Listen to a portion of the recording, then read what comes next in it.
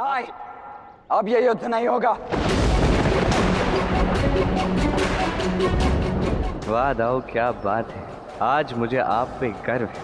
पहली बार आपने मेरी बात शीघ्र ही मान ली और उचित निर्णय भी लिया।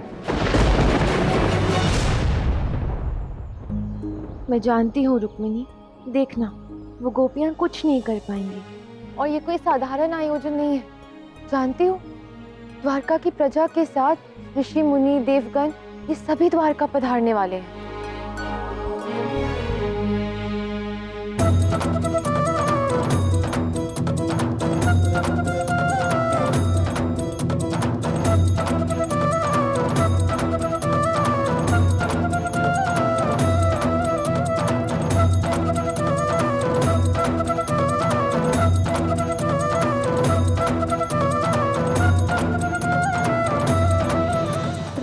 रुको।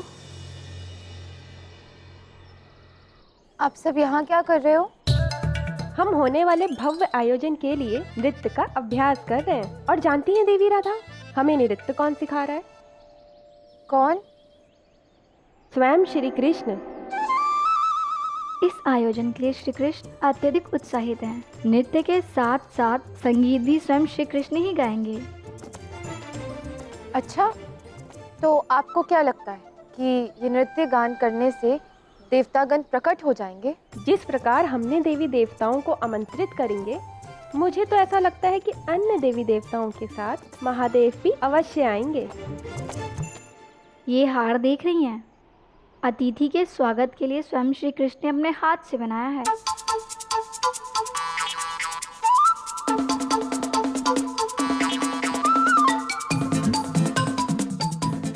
देखो, अत्यधिक उत्साहित होने की कोई आवश्यकता नहीं है। ये सारी व्यवस्था ना व्यर्थ भी हो सकती है और मुझे तो नहीं लगता कि तुम्हारे इस निमंत्रण से देवी देवता और ऋषिगण यहाँ आने वाले हैं। ऐसा तो हो ही नहीं सकता देवी राधा। मुझे राधा की बात पर पूर्ण विश्वास है। जैसा राधा कह रही है ना, वैसा ही होगा। आप राधा पर विश्वास कीजिए रानी रुक्मिणी, किंतु हमें तो श्री कृष्ण पर विश्वास है।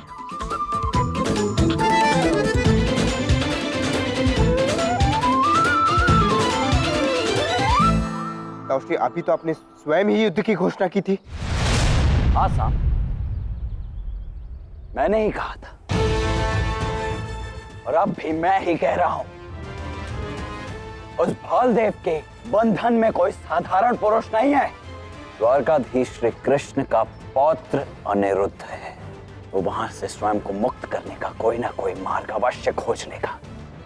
वैसे भी मुझे तुम पर अभी तक पूर्ण विश्वास हुआ नहीं है और मेरा ये अनुभव कहता है कि तुम्हारी बातों में आकर मैं अपने ही यदुवंशी भाइयों से युद्ध नहीं कर सकता। इसीलिए मैं उस बलदेव को कल प्रातः तक का समय और देता हूं। किंतु बलराम जी, आपके इस निर्णय का परिणाम तो कुमार अनिरुद्ध को भुगतना पड़ेगा। तो क्या उत्तर देंगे आप श्री कृष्ण को? इसकी चिंता तुम्हें करने की आवश्यकता नहीं है सोमदेव। यदि उस बलदेव को ऐसा करना होता तो वो पहले ही कर चुका होता और इस शाम को तो यहां कदापि नहीं भेजता। इसीलिए अब इस पर और कोई चर्चा नहीं होगी।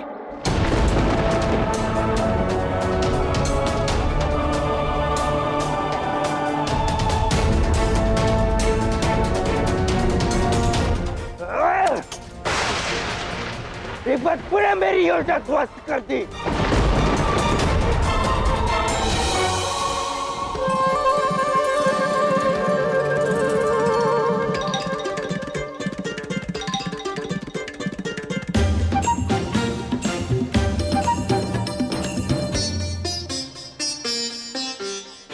देखा तुमने रुक्मिणी, किस प्रकार हमारे समक्ष से निकल गया वो, जैसे कि वो हमसे अपरिचित हो। चलो हम किसी और मार्ग से महल चलते हैं।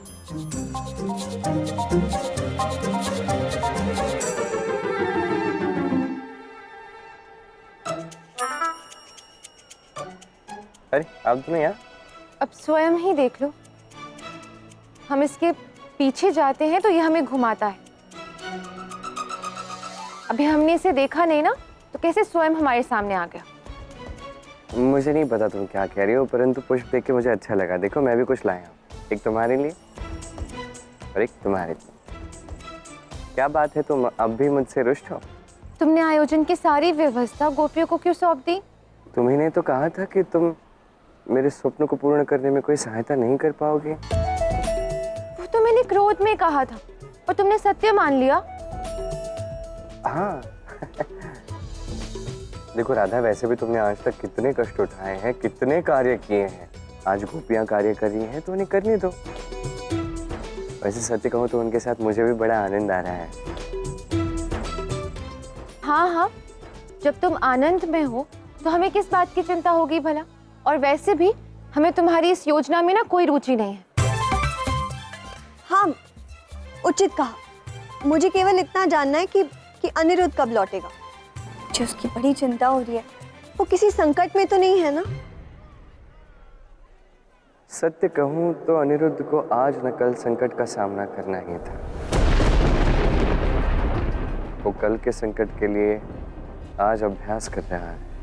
इतना निश्चित रूप से कह सकता हूं मैं कि अनिरुद्ध जिस भी युद्ध में होगा, जिस भी संकट में होगा, विजयी होकर ही आएगा। और कल द्वारका में जब वो लौटेगा तो इस उत्सव के साथ साथ, इस आयोजन के साथ साथ उसके विजय का उत्सव भी हम मनाएंगे। क्यों राधा?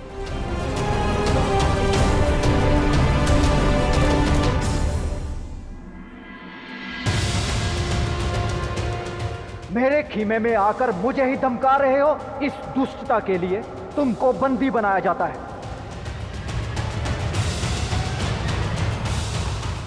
कुमार, भोजन नहीं करोगे क्या? इस भोजन से उदर की भूख तो शांत हो जाएगी बालदेव, किंतु इस भोजन को ग्रहण कर मैं इस बंधन को स्वीकार नहीं करना चाहता हूं। तुम्हें मुक्ति तभी मिलेगी जब श्री कृष्ण यहां आएंगे। बालदेव से संधि का प्रस्ताव लेकर तुम और सांब आए क्यों?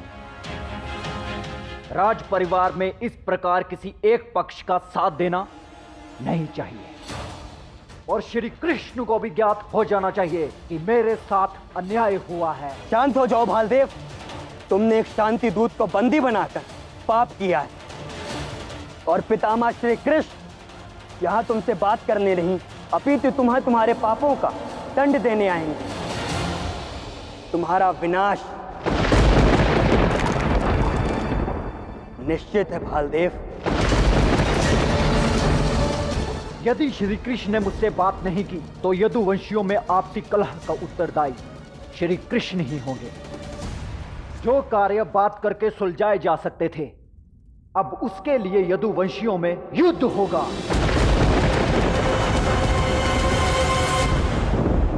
सुनिए, गड़े थोड़े टेढ़े मेढ़े बनाना।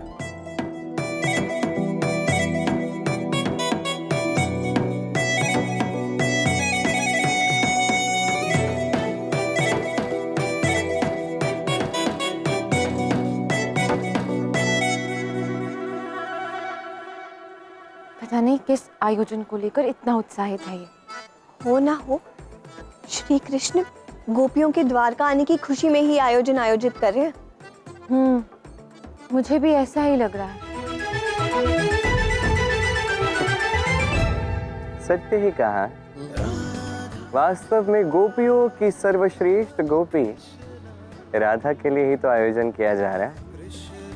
चलो, राधा अष्टमी आने वाली, मेरी प्राण से प्रिय राधा का जन्म दिवस आ रहा है। वहां से जाते हैं जिसके लिए उसके प्रिय पुष्पों से समस्त द्वारका सजाई जा रही है, उसे स्वयं को ही स्मरण नहीं है। कैसी विचित्र बात है राधे।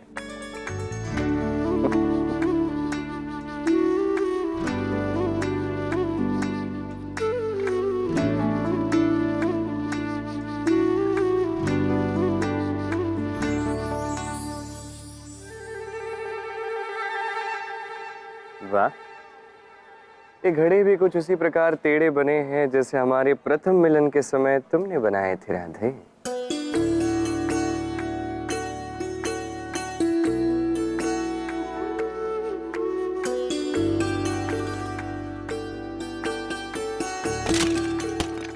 तुम्हारी हर रुचि का ध्यान रख रहा हूँ मैं, बस तुम्हारा ही ध्यान नहीं है। अन्यथा ये साज सज्जा, ये रंग, ये पुष्प, ये सब देखकर तुम्हें ज्ञात हो ही जाता कि ये सारा आयोजन तुम्हारे लिए है, ये उत्सव तुम्हारा है राधा।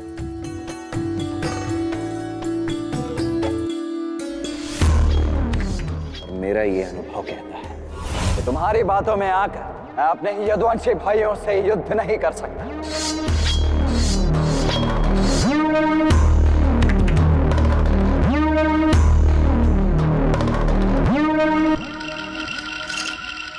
जिस तलवार को कुछ समय पहले तुमने क्रोध में फेंक दिया था, उसी को धार दे रहे हो सांब।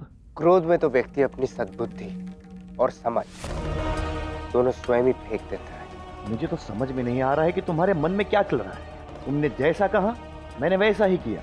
अब मेरे शत्रुओं का अंत कैसे होगा? बलराम जी ने तो युद्ध करने से मना कर दिया। ना ना ना ना, ये मत भूल, उन्होंने हमें मना नहीं किया है, अपितु उन्होंने हमें कल तक का समय दिया है। आगे क्या होने वाला है मुझे तो कुछ समझ में ही नहीं आ रहा है कुमार सांब। अब कल क्या होने वाला है ये तो मुझे ज्ञात नहीं। ताऊ श्री बलराम क्या करने वाले हैं, श्री कृष्ण क्या करने वाले हैं, ये भी मुझे ज्ञात नहीं है। किंतु हाँ, कल कुछ विशेष होने वाला है, मुझे इतना अवश्य ज्ञात है।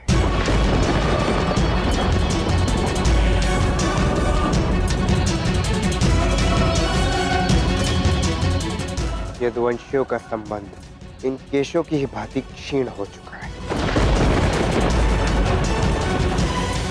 अब एक धारदार तलवार से इनका अंत निश्चित है, और वो तलवार बनूंगा मैं। अब कल द्वारका में उत्सव नहीं, अपितु यदुवंशियों के मध्य युद्ध होगा।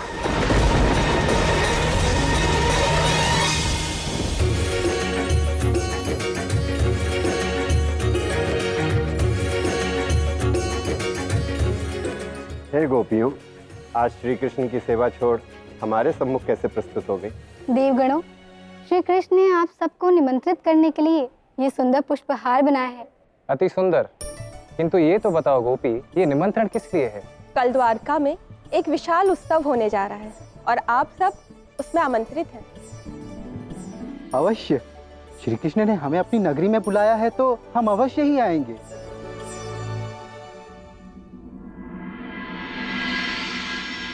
राधा, राधा, यदि सभी देवगण द्वारका आ गए तो तुम्हारी बात असत्य हो जाएगी। नहीं रुक्मिणी, यदि देवी देवता मेरे और कृष्ण के प्रेम को जानते हैं तो जिस आयोजन में राधा सम्मिलित ही नहीं है तो कल उस आयोजन में आएंगे ही नहीं। राधा, किंतु तुम चिंता मत करो, कृष्ण के प्रत्येक कार्य में सम्मिलित होने का अधिकार मेरा भी है और देवी देवता ये बात अवश्य समझेंगे, क्योंकि ये प्रेम का अधिकार मुझे स्वयं कृष्ण ने ही दिया है ना।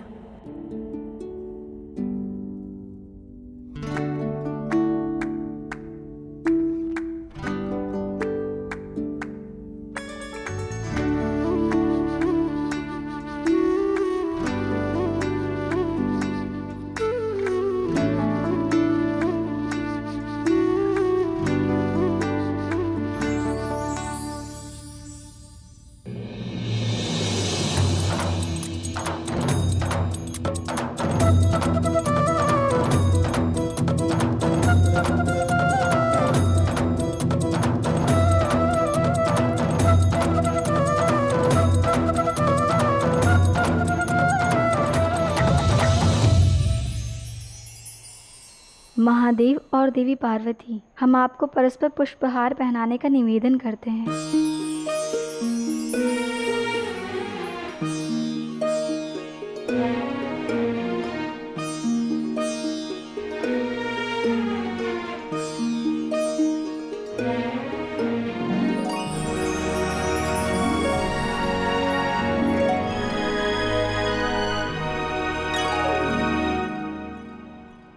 आज आप सभी गोपियों के यहाँ कैलाश में आकर रास करने से हमें भी रास का आनंद प्राप्त हो गया। महादेव, आप तो सर्वज्ञाता हैं। होने वाले इस उत्सव का कारण आप अवश्य जानते हैं। जानता हूँ, परंतु आप भी बताइए। श्री कृष्ण चाहते हैं कि आप सभी देवगण इस अवसर की शोभा बने, अतः आप उत्सव का निमंत्रण स्वीकार कीजिए। अपने आराध्य के निमंत्रण को भला उनका ये भक्त कैसे अस्वीकार कर सकता है? मैं अवश्य आऊंगा। हे देवी पार्वती, इस उत्सव का निमंत्रण स्वीकार करिए। क्षमा करना गोपी, मैं इस आयोजन में भाग नहीं लूंगी।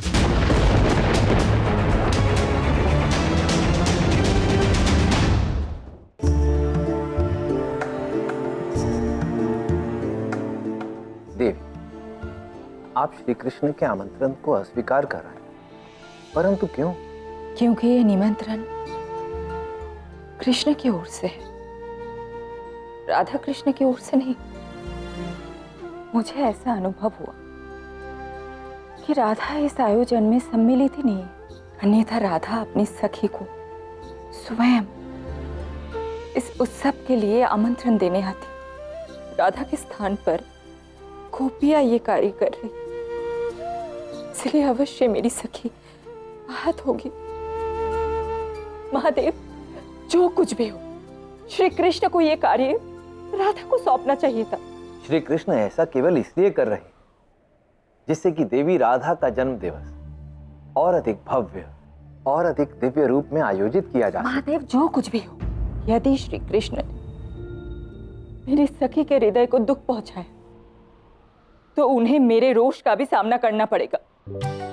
और हाँ महादेव, यदि आपको उत्सव में जाना है तो आप चाहिए ना, मैं इस उत्सव में नहीं जाना चाहती। जिस समारोह के कारण मेरी गौरी अप्रसन्न हो जाए, उस समारोह में सम्मिलित होने की स्वीकृति उसका शिव भला कैसे दे सकता है?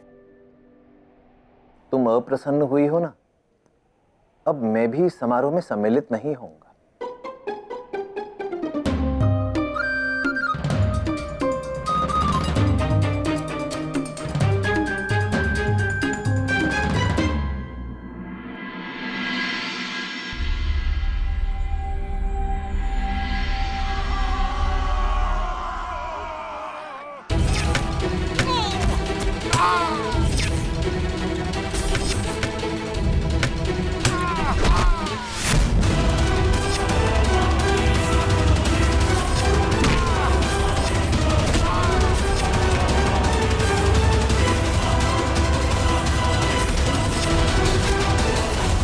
तो अंततः यदुवंशियों के मध्य फूट पड़ चुकी है।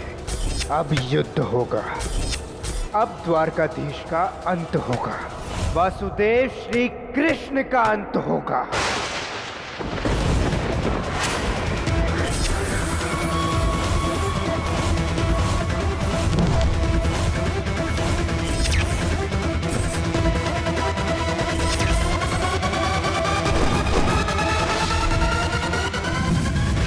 राधा!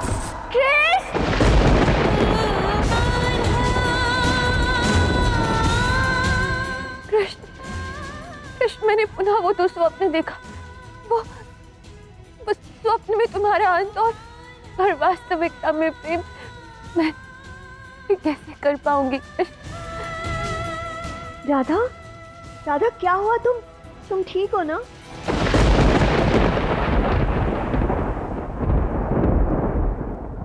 हाँ रुक्मिणी, केवल एक दुस्वप्न था। कोई बात नहीं, तुम आओ, कुछ समय मेरे साथ भ्रमण करो, थोड़ा अच्छा अनुभव करो। आओ राधा।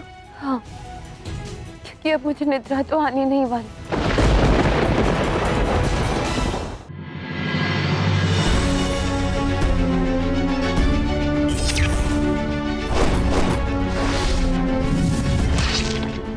मेरे अंत का ये विचार जो तुम्हें आज वर्तमान में जीने नहीं दे रहा, उसके स्थान पर तुम ये क्यों नहीं सोचते कि आज के इस क्षण में हम दोनों साथ हैं? ये विचार ही औषधि है राधा। मेरी कही बात को स्मरण कर रही हो राधा, पर अब उस पर अमल भी करना है। देखो, ये साज सज्जा तुम्हारे लिए ही तो है।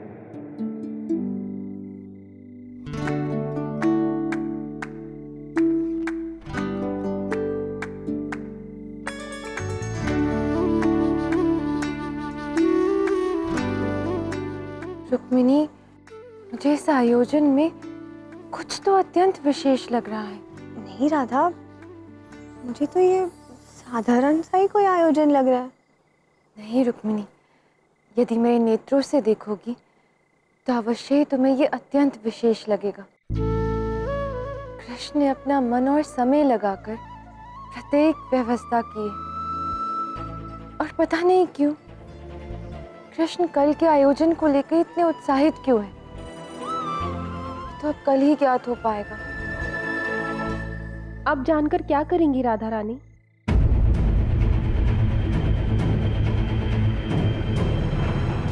मैं इस आयोजन में भाग नहीं लूंगी। कल का आयोजन अब नहीं होगा।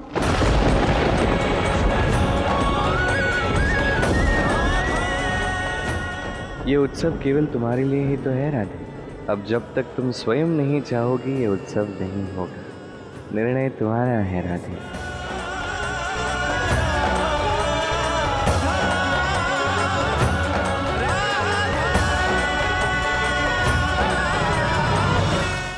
कल का आयोजन अब नहीं होगा।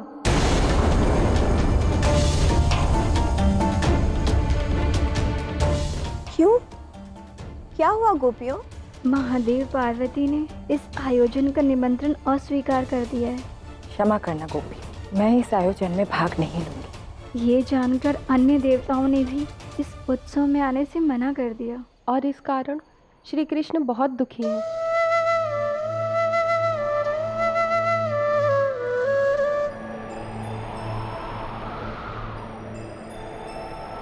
क्या हुआ राधा, तुम दुखी क्यों?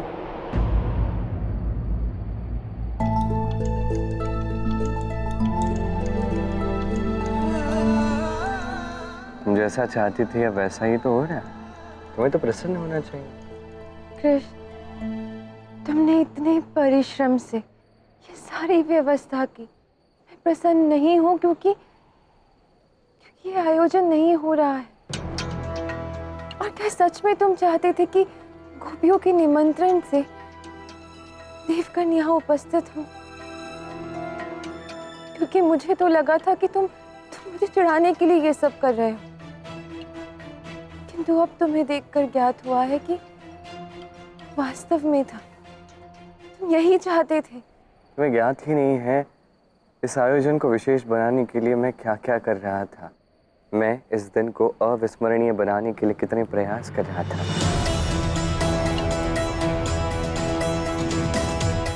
कितना अच्छा होता है यदि इस उत्सव के ना होने की तुम कामना नहीं करते।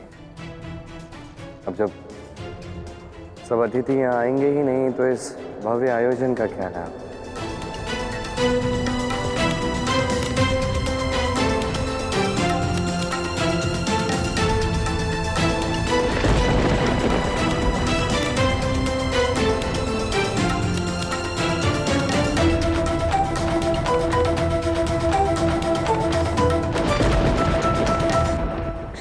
नेत्रों में अश्रु? नहीं नहीं, मैं ऐसा नहीं होने दूंगी। मैं कृष्ण की इच्छा को पूर्ण करके ही रहूंगी। हे महादेव, मुझसे अपराध हुआ है, मुझे क्षमा कर दीजिए। मुझे ज्ञात ही नहीं कि मैंने कब मन ही मन ये कामना कर ली कि आप गोपियों के आमंत्रण को स्वीकार ही ना करें। मैं भूल गई थी कि एक विचार के बीच से ही वास्तविकता सुनिश्चित होती है। ये सब मैंने भावना के आवेग में आकर किया। महादेव, मुझे क्षमा कर दीजिए। मेरा निवेदन है आपसे कि आप कृष्ण के आमंत्रण को स्वीकार कर लीजिए, और अन्य सभी देवी देवता भी। कृपा कर आप द्वारका आइए और वहाँ की शोभा बढ़ाइए। महादेव। लो गौर, अब तो स्वयं देवी राधा ने भी श्री कृष्ण की ओर से हम सभी को आमंत्रित कर दिया। और रोचक बात तो ये है कि जिस आयोजन के लिए वो सभी को आमंत्रित कर रही हैं, उन्हें स्वयं ही नहीं पता कि ये उन्हीं के जन्म दिवस के लिए आयोजित किया जा रहा है। परंतु मैं तो अब भी समारोह में सम्मिलित नहीं होऊंगा। क्यों महादेव? क्यों जाऊं मैं वहां पर? उन्होंने मेरी पार्वती को अप्रसन्न जो किया है, मैं नहीं जाऊंगा वहां।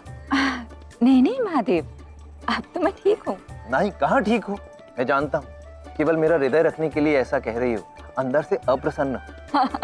महादेव मैं बहुत प्रसन्न हूँ। मैं तो महादेव। क्षमा देवी, अब यदि आपकी आज्ञा हो तो हम द्वारिका के लिए प्रस्थान करें। अवश्य प्रस्थान कर सकते हैं, परंतु मुझे कुछ कार्य है। अब कौन सा कार्य स्मरण आ गया आपको?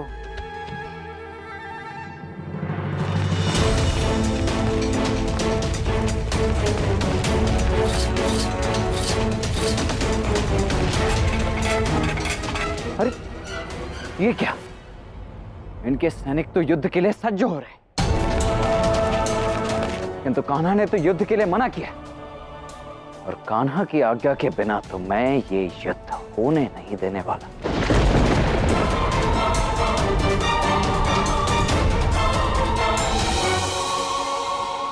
सांब, ये क्या देख रहा हूं? तुमने सेना को युद्ध के आदेश दे दिए? यदि युद्ध का आदेश दूंगा नहीं तो फिर युद्ध होगा कैसे? किंतु बलराम जी तो युद्ध करने के इच्छुक ही नहीं।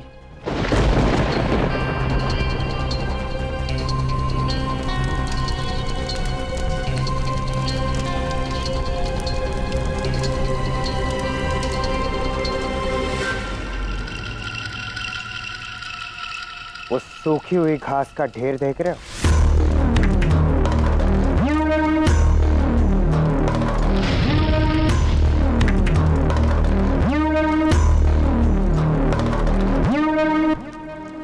इस समय संपूर्ण यदुवंश इस सूखे हुए घास की तिनके की भांति है। मैं ऐसी चिंगारी डालूंगा जिससे कि आपसी कलह की एक ऐसी अग्नि भड़केगी कि वासुदेव श्री कृष्ण भी कुछ नहीं कर पाएंगे। तुम्हारे पितामह श्री कृष्ण अभी तक तुम्हें मुक्त करवाने क्यों नहीं आए? मुझे काका श्री श्याम पे पूर्ण विश्वास है कि वो पितामह श्री कृष्ण और तात श्री बलराम को लेकर किसी भी समय यहाँ आते ही होंगे। और यदि तुम अपने प्राणों की रक्षा चाहते हो तो अभी भी समय है भालदेव, मुझे मुक्त कर दो। नहीं, मैंने तुम्हें बंदी इसीलिए बनाया है कि श्री कृष्ण स्वयं यहाँ चल के आए। अब इसके लिए चाहे एक युद्ध ही क्यों ना हो, मैं पीछे नहीं हटूंगा। सैनिकों, सेनाओं को सज्ज करो। सैनिकों, आगे बढ़ो। रुक जाओ।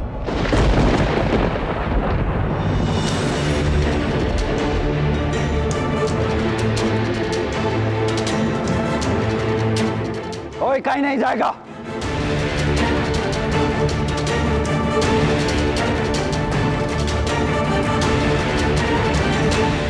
ये सब क्या हो रहा है साहब? ताउश्री, मैं अपने दायित्व को नहीं भूल सकता। यदि वहां अनिरुद्ध को कुछ हो गया तो मैं अपने भ्राता प्रद्युम्न को क्या उत्तर दूंगा? द्वारकाधीश से क्या कहूंगा? बड़ों की आज्ञा लेना तो तुमने सीखा नहीं है साहब, तो बड़ों की आज्ञा का पालन करना क्या सीखोगे?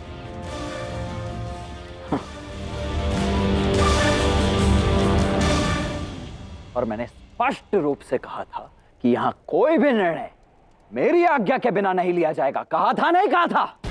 हाँ, कहा तो था। फिर मेरी आज्ञा के बिना युद्ध का आदेश कैसे दिया गया?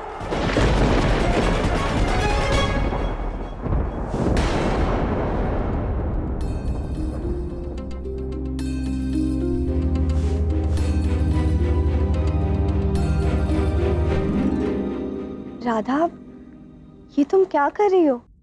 भोर हो गई है ना, दीप बुझा रही हूँ। वो तो मैं देख रही हूँ राधा, मैं तुमसे ये पूछ रही हूँ कि तुमने देवी देवताओं को पुनः बुला लिया, क्यों? रुक्मिणी, उन्हें मैंने कृष्ण के लिए बुलाया है। किंतु राधा, ये उत्सव श्री कृष्ण के साथ गोपियां आयोजित कर रही हैं और गोपियां ही इस उत्सव का आनंद भी लेंगी। श्री कृष्ण को गोपियों के साथ देखकर तुम्हें दुख नहीं होगा?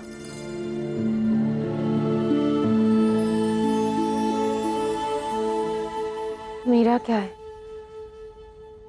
कम से कम कृष्ण को तो दुख नहीं होगा ना। मैं ये नहीं कहूंगी कि मुझे दुख नहीं होगा, अवश्य होगा, किंतु ये दुख कृष्ण को दुखी देखने से कहीं कम होगा। तुम्हारा प्रेम महान है राधा। मुझे तो ये नहीं समझ आ रहा है कि श्री कृष्ण ऐसा क्यों कर रहे हैं। तुम्हें भूलकर वो गोपियों में मग्न हो गए हैं। मैं यहाँ कृष्ण की त्रुटि नहीं मानती रुक्मिणी। कभी कभी प्रेम अपने आप ही समाप्त होने लगता है, और जो दीपक जलते हैं वो बुझते भी हैं। कभी कभी हम उसे बुझाते हैं और कभी कभी वो स्वयं ही बुझ जाते हैं।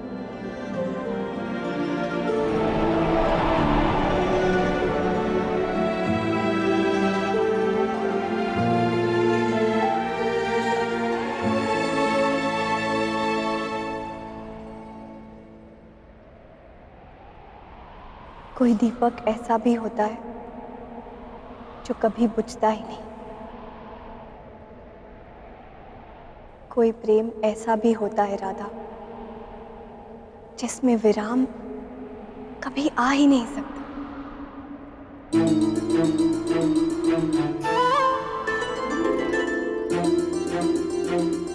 क्या हुआ? अब तो सभी देवता आ रहे हैं, हमारा आयोजन भी अत्यंत भव्य होगा। आप सबको प्रसन्न होना चाहिए। आप सब दुखी क्यों? हाँ, हम सब दुखी हैं क्योंकि राधा रानी दुखी है। आप दुखी ना हो इसलिए राधा रानी ने सभी देवताओं को आमंत्रित किया, लेकिन हमसे उनका दुख देखा नहीं जाता, इसीलिए हम सब इस उत्सव में भाग नहीं लेंगे। हे श्री कृष्ण, हमें पुनः गोलोक लौट जाने की आज्ञा दीजिए। यदि ऐसा है तो आप सबको गोलोक लौटने की आज्ञा है, किंतु एक निवेदन है कि आप संध्या काल तक रुक जाइए। मैंने आप सबके लिए एक ऐसा आयोजन किया है जिसे जानकर आप सबके मुख पे पहले जैसी ही प्रसन्नता आ जाएगी। जैसी आपकी आज्ञा। हम यहाँ संध्या तक अवश्य रुकेंगे।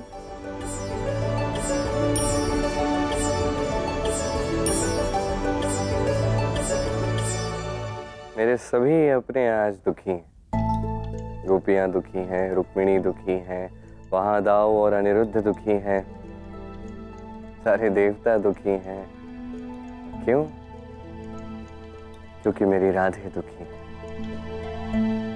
कोई बात नहीं, आज संध्या काल में कुछ ऐसा होगा जिससे राधा पुनः एक बार प्रसन्न हो जाएगी। राधा प्रसन्न तो ये संसार प्रसन्न।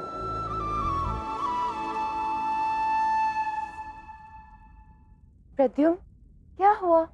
इतनी शीघ्रता से कहाँ जा रहे हो? अभी अभी मुझे ज्ञात हुआ है कि यदुवंशी राजा भालदेव ने अनिरुद्ध को बंदी बना रखा है, और मुझे तो ये समझ नहीं आ रहा है कि अचानक ये सब कैसे हो गया, और काकाश्री ने भी अभी तक कोई सूचना नहीं दी। ये क्या कह रहे हो प्रद्युम्न? अनिरुद्ध को बंदी बना लिया है? भालदेव के समीप अनिरुद्ध अधिक समय के लिए सुरक्षित नहीं। अनिरुद्ध के प्राण संकट में है और वह कृष्ण उत्सव की तैयारियों में व्यस्त है। यदि मैं आपके स्थान पर होता ना, तो इतने समय तक वह अनिरुद्ध को ऐसे बंदी नहीं बने रहने देता। आपको चिंता हो या ना हो, किंतु ताउश्री, मुझे द्वारका के भविष्य की चिंता है। पीठ पीछे अपने ही पिता की मृत्यु का षड्यंत्र रचने वाले, अपने ही निवास स्थान द्वारका नगरी को जलमग्न करने की योजना बनाने वाले निडर, साहसी, मूर्ख, मूढ़मती व्यक्ति के मुख से ऐसी बातें सुनकर मुझे हंसी आ रही है साहब।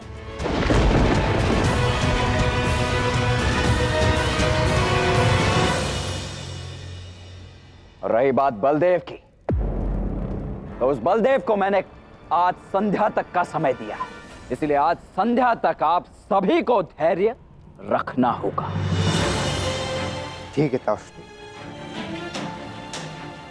किंतु यदि संध्या होने तक उस भालदेव ने अनिरुद्ध को मुक्त नहीं किया तो फिर मैं इस युद्ध के लिए अकेले जाऊंगा, बिना आपके आदेश के।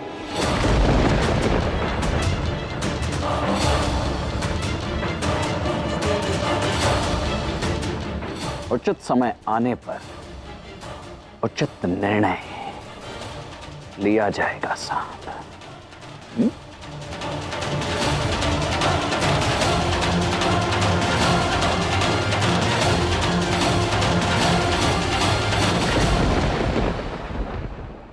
इस समय तो आपने मुझे रोक लिया तावश्री, किंतु आज नहीं तो कल मैं ये युद्ध करवा कर ही रहूंगा। काकाश्री, ये मोरपंख किस लिए? मैं चाहता हूं एक अत्यंत विशेष कार्य तुम करो निषाद।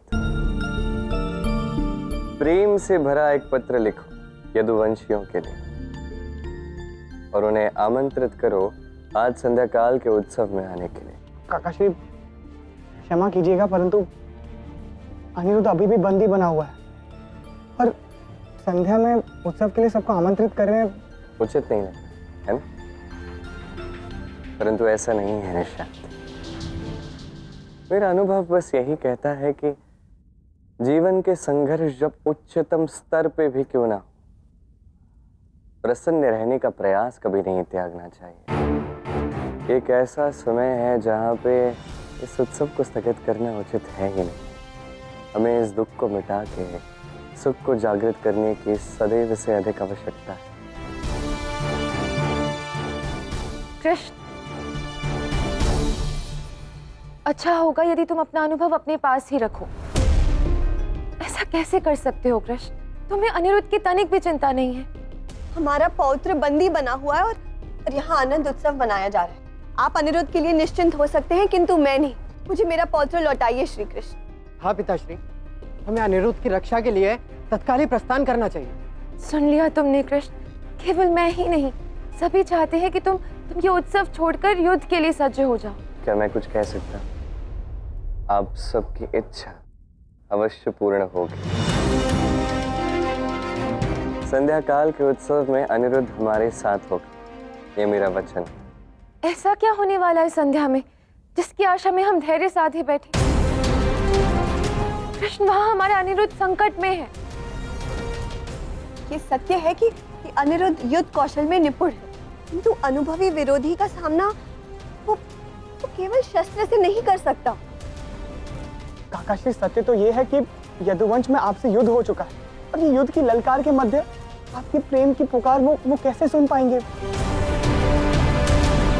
ऐसी बात है,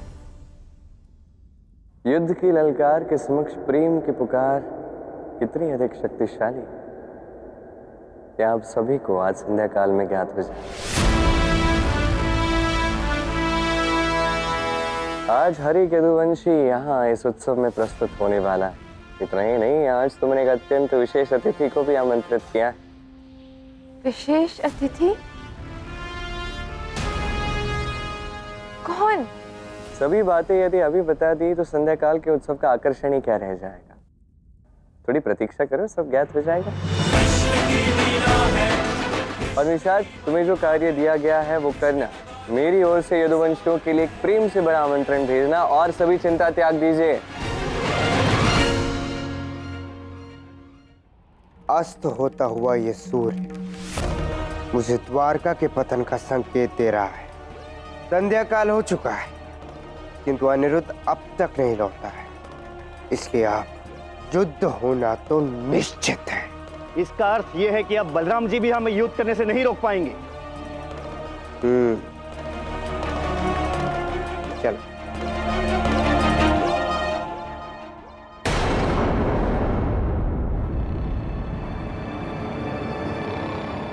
सोमदेव,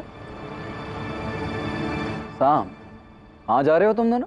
कदाचित आप भूल रहे हैं कि मैंने आपसे क्या कहा था।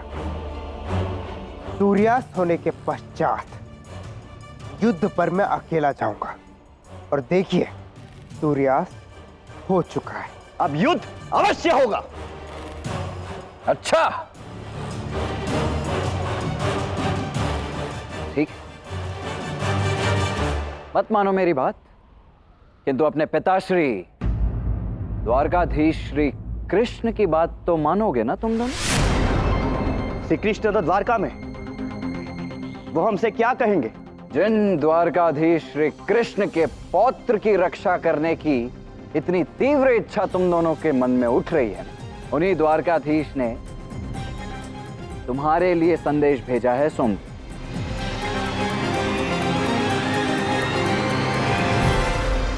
आज संध्या द्वारका में आज तक के सबसे भव्य और विशाल उत्सव का आयोजन किया जा रहा है और इस उत्सव के विशेष अतिथि के रूप में सोमदेव को आमंत्रित किया जाता है।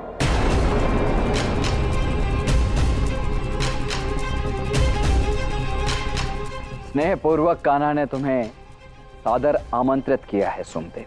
ये क्या कह रहे हैं आप? एक बार पुनः बताना, किसे विशेष अतिथि बनाया है? तुम्हें सोमदेव, ये आमंत्रण तुम्हारे लिए है।